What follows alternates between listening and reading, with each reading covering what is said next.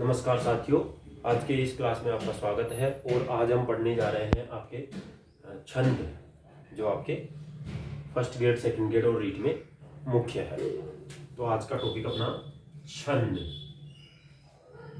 छंद क्या होता है, छंद किसे कहते हैं, इसके बारे में देखते हैं। छंद कहते हैं वर्ण या वर्णों के समूह को, वर्ण या वर्णों के समूह को पाद मानकर बने वाक्य को छंद कहा जाता है। ये तो एक सामान्य परिभाषा होगी, ठीक है। उसके अलावा छंद का शाब्दिक अर्थ है, छंद का शाब्दिक अर्थ है पद।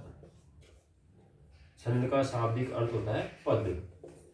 छंद का शाब्दिक अर्थ है पद। उसके बाद आता है आपके कि छंद कितने होते हैं। छंद वैसे तो दो होते हैं।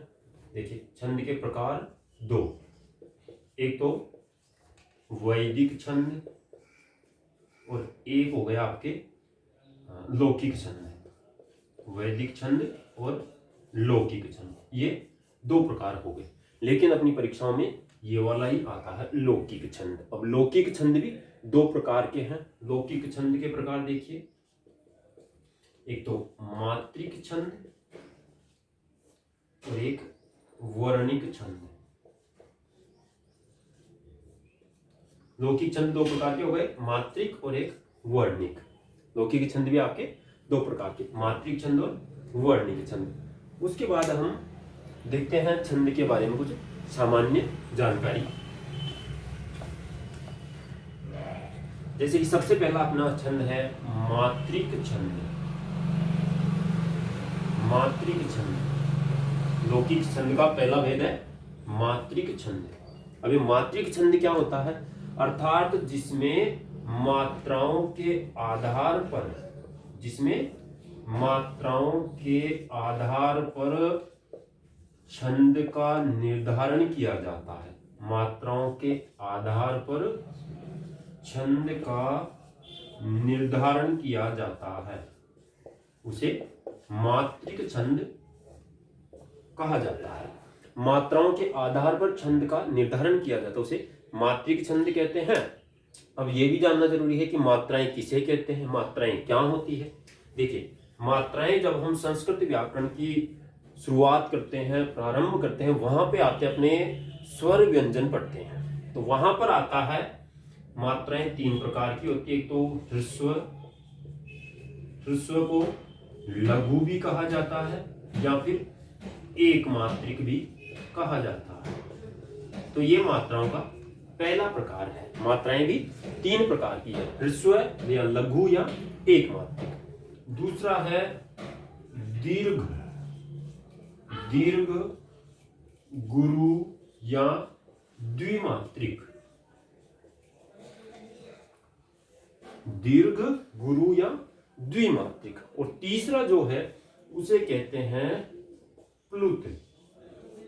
तीसरी जो मात्रा है वो है प्लुत, जिसके अंतर्गत ये जहां कहां प्रयोग होती है उसके ऐसा निशान आता है, ठीक है। तो ये मात्राएं हो गई तीन प्रकार की। और ऐसे जो होंगे मात्राओं के आधार पर जिस छंद का निर्धारण होगा उसे हम मात्रिक छंद कहते हैं, ठीक है। तो इस प्रकार की तीन मात्राएं हो गई, ह्रस्व, लघु या एक मात्रिक, दीर्घ गुरु या द्विमात्रिक या प्लुत। अब दूसरी बात एक और है कि इसका पहचान चिन्ह क्या है। जैसे कि एक मात्रिक के तो ऐसे चिन्ह आएगा और द्विमात्रिक के लिए ऐसा चिन्ह आता है, ऐस की तरह। यह हो गई दीर्घ के लिए, ठीक है। जैसे कि एक मात्रिक है या ह्रस्व है या लघु है तो उसके लिए उस वर्ण के ऊपर ऐसा चिन्ह लगाएंगे, और अगर दीर्घ है, गुरु है या द्विमात्रिक है उसके ऊपर ऐसा चिन्ह आएगा, ऐस की तरह, या जिसे अपन पूर्ण रूप संधि में भी पढ़ते हैं। इस प्रकार ये तो हो गए आपके मात्रिक छंद के बारे में कि मात्रिक छंद किस प्रकार है। उसके बाद आता है आपके वर्णिक छंद। वर्णिक छंद के बारे में हम आगे देखेंगे।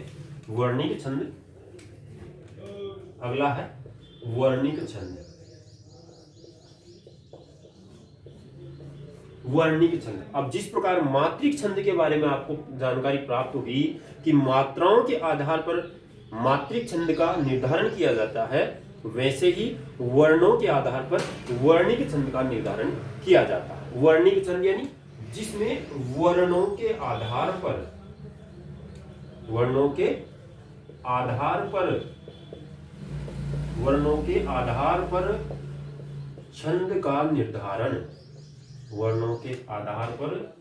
छंद का निर्धारण जिसमें होगा वो वर्णिक छंद कहलाता है। अब ये भी 3 प्रकार के हैं। देखो वर्णिक छंद किस प्रकार है। एक तो है समवृत वर्णिक छंद। समवृत का मतलब हुआ कि जिसके चारों पादों में समान वर्ण हो, वो होगा समवृत वर्णिक छंद। उसके बाद दूसरा आता है अर्धसमवृत वर्णिक छंद। अर्धसमवृत वर्णिक छंद का मतलब क्या हुआ। अर्धसमवृत का मतलब हुआ कि जिसके पहले और तीसरे में तो समान और दूसरे और चौथे में समान वर्ण, यानी पहले और तीसरे पाद में समान वर्ण होंगे, और दूसरे और चौथे पाद में समान वर्ण होंगे, तो वो होगा आपका अर्धसमवृत वर्णिक छंद। उसके बाद एक तीसरा आता है विषमवृत वर्णिक छंद। विषमवृत वर्णिक छंद जिसके चारों पादों में असमान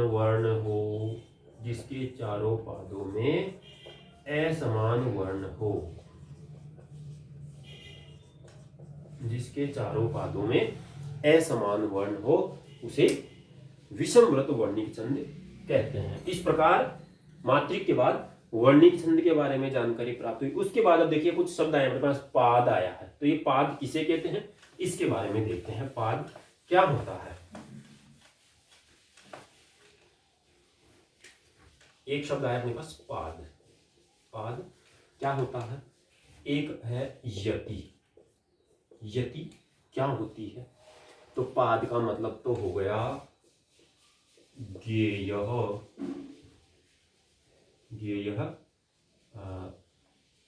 चतुर्थो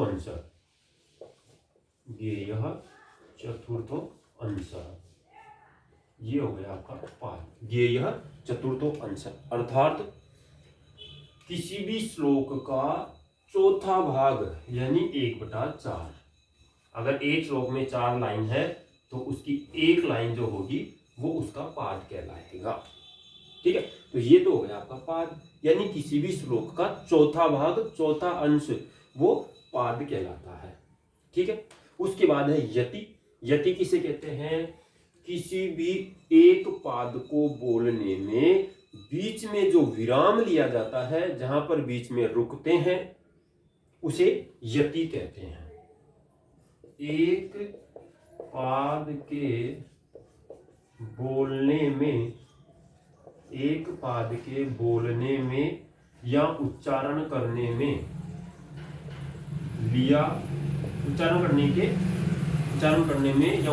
के बीच में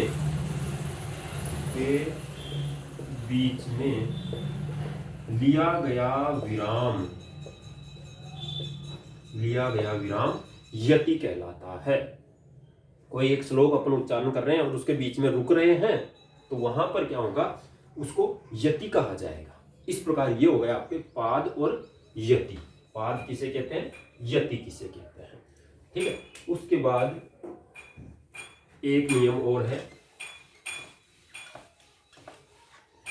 वो इस प्रकार है कि लघु गुरु की अवस्था कैसे होगी। छंद में लघु गुरु का कैसे पता चलेगा। लघु कहां पर होगा, गुरु कहां पर होगा, ये भी देखना जरूरी है। तो छंद में मुख्य रूप तो यही है, लघु गुरु की निर्धारण करना, कौन सा वर्ण लघु है, कौन सा वर्ण दीर्घ है। ठीक है, तो इसमें भी ये कुछ नियम है। जैसे कि पहला नियम है ह्रस्वम लघु,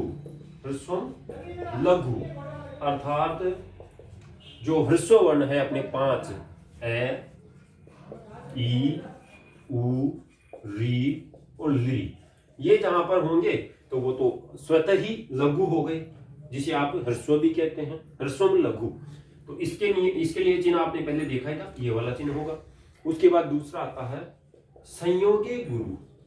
संयोगे गुरु, संयोगे गुरु। और संयोगे गुरु मतलब जब ह्रस्व वर्ण से पहले अगर संयोग हो जाए तो उस स्थिति में उस ह्रस्व वर्ण को भी गुरु मान लिया जाता है। ह्रस्व वर्ण से पहले अगर संयोग हो जाए तो उस स्थिति में उस ह्रस्व वर्ण को अर्थात लघु वर्ण को भी गुरु मान लिया जाता है।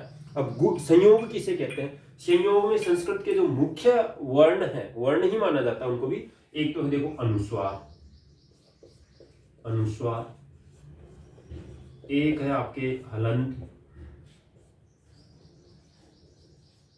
हलंत, और एक है आपका विसर्ग। ये तीन वर्ण जब आते हैं तो वहां पर संयोग कहलाता है, उसे संयोग कहा जाता है।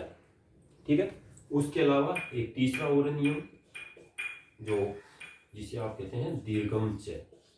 दीर्घम च अर्थात जो दीर्घ वर्ण है वो तो स्वतः ही फिर दीर्घ हो गए, अर्थात गुरु हो गए। कौन कौन से हैं दीर्घ वर्ण? आ, बड़ी ई, बड़ा ऊ।